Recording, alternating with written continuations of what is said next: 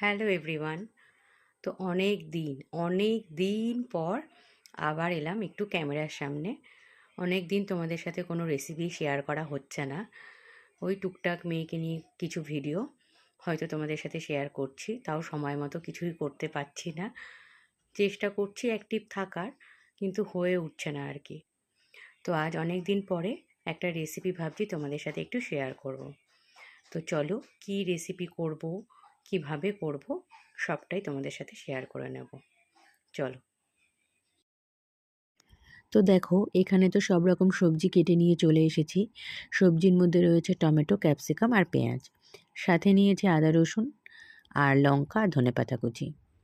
এখানে আমি নর্মাল যে পনিরটা হয় সেটা নিয়েছি 200 গ্রাম মতো।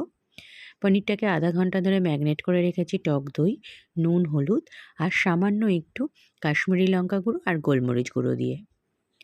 তারপরে তেলের উপরে গোটা জিরে ফোড়ন দিয়ে সবজিগুলোকে ভালো করে ভেজে নিতে হবে।